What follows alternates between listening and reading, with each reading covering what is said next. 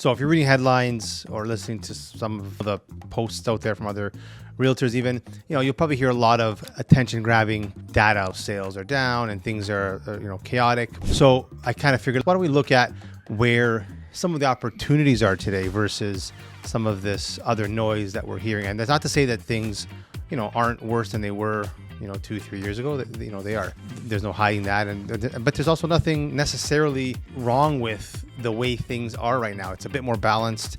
I know we talked about this before. Buyers have more options, which they didn't have in the past. So I just figured, let's just look at where the opportunities are today and where people could maybe take advantage of those opportunities. So one, if you're a first-time buyer looking at condos, I have a couple of clients right now doing just that. And there's a lot of choice for them out there.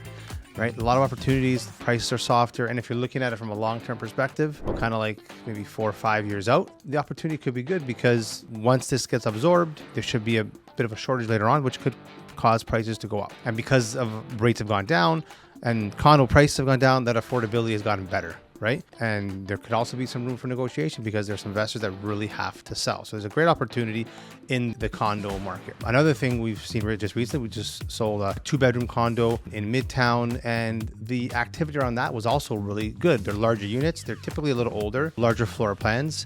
And they're still actually selling for a fair price. They're not seeing the softening that the 1-bedrooms have seen, but they are seeing some softening, which again provides a good opportunity for some of these buyers that may be moving up from renting or moving down from a home. And if people are downsizing from a home, let's say, they don't really need to worry about financing or mortgage rates because they're cashing out. We sold one at around Yonge and Lawrence. It was like around 800 square foot, which is a really, really good value. The other piece would be if you're moving up in a market that's flat or down, you move from house to house. When you're moving up, if prices have stayed flat or they've dropped a bit, you're typically, and we've talked about this before, you're typically saving more as you're buying the more expensive home. Simple example, if you're moving from a $1.5 million home to a $3 million home, that $3 million home, which maybe was, 10% more a year or two ago, is $300,000 less, whereas your $1.5 million home is only $150,000 less. So you're kind of saving some money as you move up. And if you're lucky enough to be selling one of those $1.5 million homes, like a semi or town, again, we've been dealing with buyers for this